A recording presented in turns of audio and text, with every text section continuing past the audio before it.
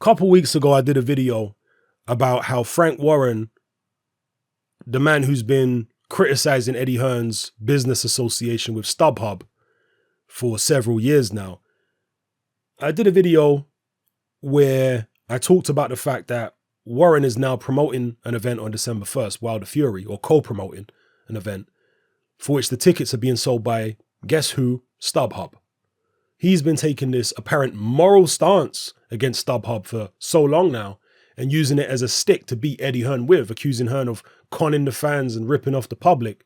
But now when the shoe's on the other foot, apparently Warren has no issue doing business with StubHub.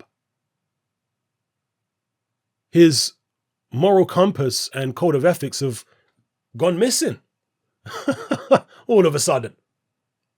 Now, some people in that video in the comment section tried to play devil's advocate, which is fair enough. And they said, well, look, Hatman, the Staples Center where the fight is taking place has a long-standing business association with StubHub. So it's not as if Frank Warren brought StubHub in of his own accord. Well, be that as it may, Frank Warren is still the co-promoter of the event. Frank Warren is still the promoter of Tyson Fury. Frank Warren still had a say over what venue this fight would take place at. Of course he had a say. And if he was so morally against StubHub, then that could have been a deal breaker for him. If he was as morally opposed to them as he was making himself out to be over the past few years. Yeah, it could have been a deal breaker. America is a very big country, people. There are plenty of other venues that this fight could have taken place at, which don't have business associations with StubHub. He could have said, look, I don't like StubHub. I'm morally opposed to their business practices, and I don't want my brand being tarnished because of an association with StubHub, because I'm co-promoting this event and the tickets are going sale on the StubHub venue. No way, I don't want that. That would tarnish the image of my brand. That's against my code of ethics. It could have been a deal breaker for him, but apparently it wasn't a deal breaker. And the fight went ahead anyway. Funny, innit? When the shoe's on the other foot, when he stands to gain from StubHub's involvement, either directly or indirectly, not a word of criticism about them from him. Anyway, today, there's yet more contradiction from Mr. Warren. Not a surprise to me. I've been following this guy's career for decades, but it will be a surprise to some newer boxing fans, and it will contradict what a lot of the Deontay Wilder fanboys have been saying, because they've been making out as though Frank Warren is the upstanding great British promoter, the one you can trust. You know, not Eddie Hearn, who's the liar and the deceiver. Frank Warren's the upstanding, straight-talking British promoter. He would never deceive anyone. He would never contradict himself. People who know precisely FA about British boxing have been trying to give you the lowdown on which British promoter you can trust and which one you can't. Anyway, in today's example, more contradiction from Mr. Warren. One of the other things he's been complaining about over the past few years, and one of the things he's been using as a stick to beat Eddie Hearn with, is the issue of clashing shows. Now, I'm going to read this article which explains exactly what I mean by clashing shows. It says here, Frank Warren has reacted furiously to news that Sky Sports Box Office will broadcast the Dillian Whyte-Derek Chisora rematch on the same night that BT Sport, closely aligned with Warren, show Carl Frampton's clash with IBF featherweight champion Josh Warrington on their box office platform. They quote Frank Warren here. He says, Sky should be ashamed of themselves. They're going to war with all of us. It affects all four fighters. If they lose only 10 pay-per-view buys, it affects the fighters' upside. Why would you want to do that to the fighters? Yeah, Frank Warren's all about the fighters. He's all about the fans, as we saw in the StubHub situation, right? He cares so deeply about the fans when it comes to StubHub. He cares so deeply about the fighters when it comes to clashing shows. But let's see what it says here. Let's continue reading this article. The article states, the British Board of Boxing Control who often commission multiple shows on the same night across the country, insist there is nothing within their rules to stop this occurring.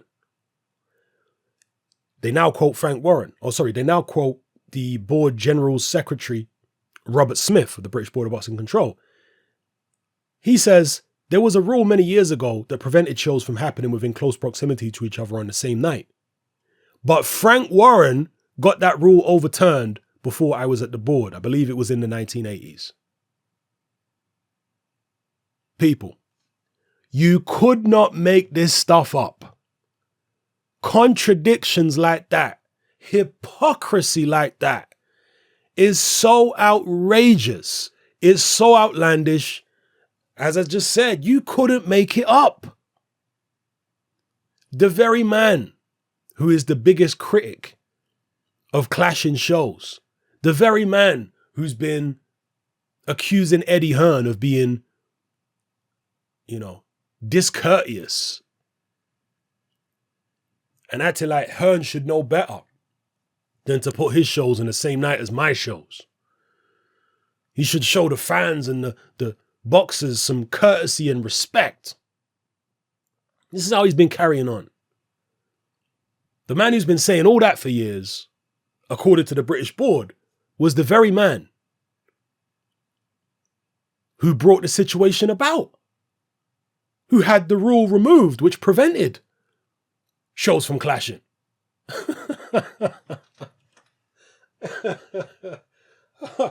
This guy is something else, people. I'm telling you, he is something else. It doesn't surprise me, as I say, because I've been following this guy's career for decades. But for those who are younger, it may surprise them. But this is what the man's like. This is what he's been like. Yeah? His code is a joke. Yeah. When this guy was talking about loyalty for so long, I was a big critic of him constantly banging on about loyalty and guilt-tripping fighters who wanted to leave him. Oh, there's no loyalty in this business. Get the hell out of here with that rubbish. Honestly, this guy is full of it, and he's been full of it for years. Anyway,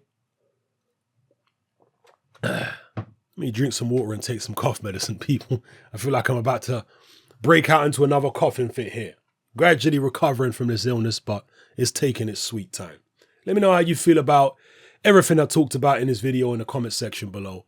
It's happening, I'm out. Join me on Patreon. I upload a minimum of 2 podcasts every single week, covering a wide variety of controversial topics, as well as live stream Q&A sessions.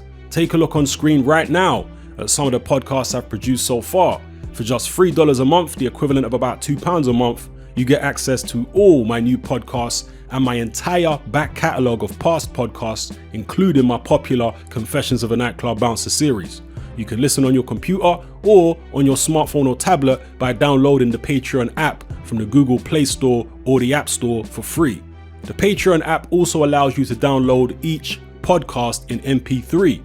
For less than the price of a cup of coffee, you get access to dozens of hours of exclusive content. It's easy to sign up, there's no contract, and you can cancel at any time. So come and join our community of free and critical thinkers by signing up with me here on Patreon today.